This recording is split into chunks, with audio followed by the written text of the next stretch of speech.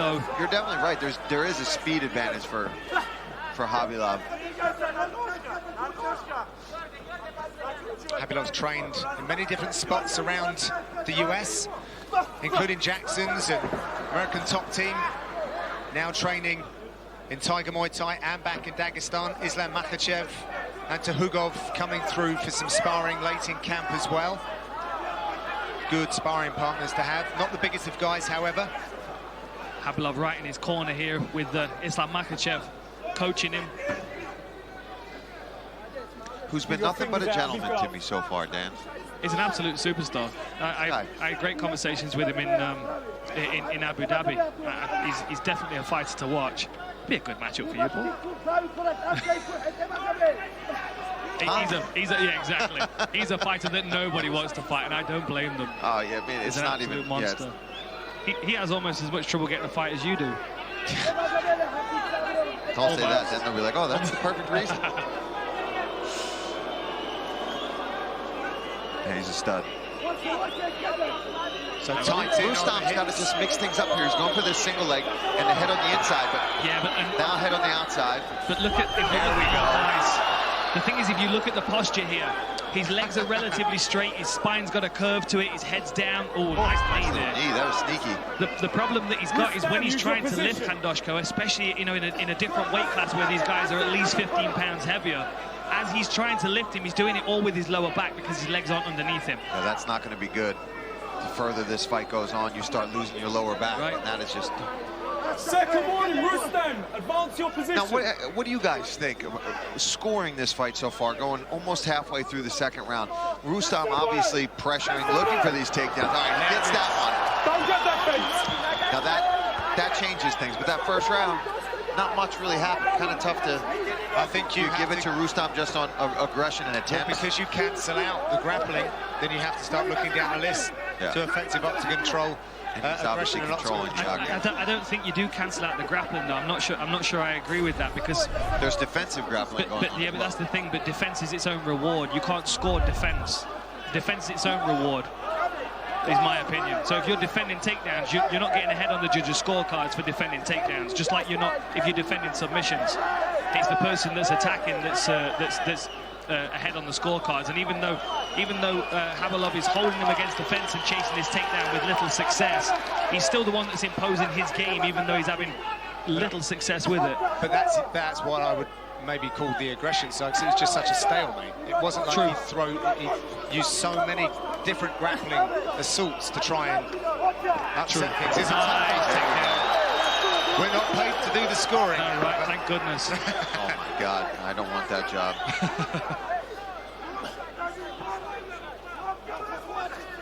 Two of 10 for Khabilov, but Khandoshko has springs on his feet. He's landed some really good knees to the thigh and the butt here.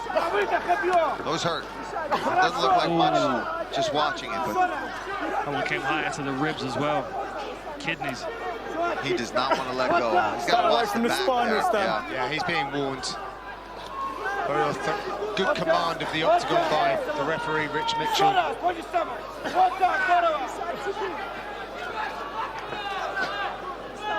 It's always a smothering pace from Rustam Khabilov. And Khandoshko cannot accept being in this position. I wonder whether he's concerned. He's either waiting for a stand-up from the referee, or he's concerned that he's going to give his back if he stands up. And giving this, he's gesturing to the referee here. You can't do that. Oh, you got to fight, get up on your own.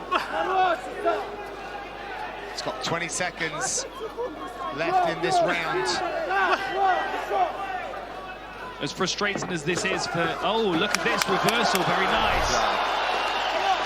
But then good work on the wrists by Khabilov. They're in the center of the octagon, and we're going to hear the horn. This will go to a third.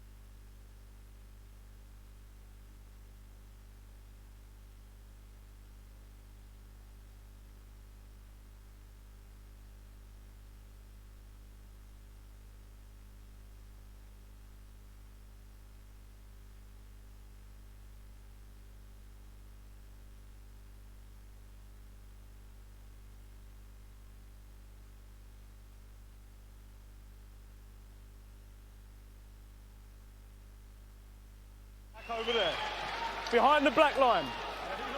Go back, go back. Round 3 is brought to you by P3, the official protein snack of UFC. Let's go. Rustam Khabilov, Sergey Khandoshko, third and final round. Change of tactics by Khabilov, went high with the kick. Yeah, tried a front kick to the face, and Khandoshko came with 2 bombs back to try and discourage him. I think there's a hesitation from Khandoshko stepping forward. That was a nice short shot. There's a hesitation from him stepping forward onto a level change like that for that timing. Beautiful work.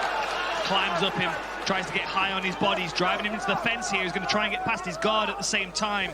Is he not? I think Khabilov's trying to keep him in open spaces. Yeah, he doesn't want to near that fence. That is timing on a takedown, if ever I've seen it. That's right out of the textbook. It was like he was listening to the commentary as well. Well, this is a better position for Khabilov to do some work, but Khandoshko's so experienced, so present. This time he's now going to try and use the fence. And we'll talk about using the fence and how much of an advantage it gives and why the fighters, we see them scrambling back like that. Well, it's having that extra support, that extra thing holding you up, right? You don't have to work when you're using the fence. Whereas when you're out in the open space, you've got to frame, you've got to get an underhook, you've got to slide your knee out, get to a base, get back up, all while keeping the momentum of your opponent off of you from pushing you back to the ground. At least when there's defense, all that momentum your opponent gives you is used. And you can momentum to get back up, and you can just scrape them off, peel them off, and they can't get behind you. As long as the fence behind you, they're not behind you. Oh, nice. In the corner and dumps Khandoshko back on the mat. Very nice. So Khabilov's getting better. Yes, you can see where the hesitation is from Khandoshko stepping forward and not wanting to really commit to anything. There a little bit. Yeah, well, Khandoshko almost lost his shorts there for a second. This good top position here now in half guard. Won't be surprised if Khabilov tries to isolate an arm, head and arm here, especially with him being so high on the body. Is he going to try and get Khandoshko to move his left arm to the wrong side of his head and then start thinking about the guard pass? Well, once again, Khabilov's being warned by the referee for not so much inactivity, but not advancing the position so much and using it. Americana, perhaps? I feel like he's trying to set something up. That's why I want him to stay in this position, because I want to see what he's planning. Oh, nice. A good work by Khandoshko, trying to get his guard back.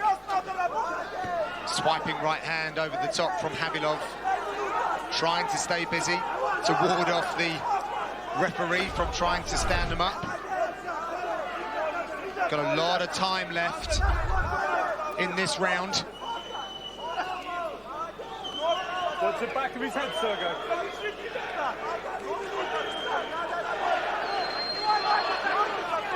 Khandoshko not really got many more options than to try and thud away at the hamstrings of Khabilov from that open guard position.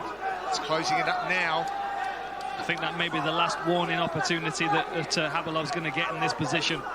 Yeah, he's got to start trying to strike from this position. He doesn't have to go crazy and posture up and lose his opponent being down here, but he's got to open up and start scoring some kind of points. The thing is, he knows as soon as he postures up that Khandoshko is trying to move, and this is why I'm a big fan of that Frankie Edgar tactic of standing up in the guard, which forces your weight onto your opponent and forces them to use their body and their legs to hold you back. Keeps trying to control that wrist.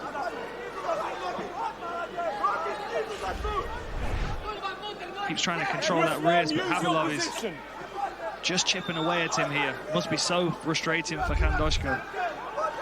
Wrist control again, some hammer fist from the bottom. Well, this is more like the position that you were talking about, Dan, but you've got to get past the levers. And now looking for a sweep was Khandoshko, but with a great pace, as you would imagine. Khabilov keeps himself bearing over. Khandoshko looking for opportunities to strike. 15 seconds. A lot of control time in this third round for Khabilov, who really got his takedown game going. That, I'm sure, will be the difference on the judges' scorecards. And that is the end of the contest. It will go to the judges' scorecards. We'll see the result on the other side.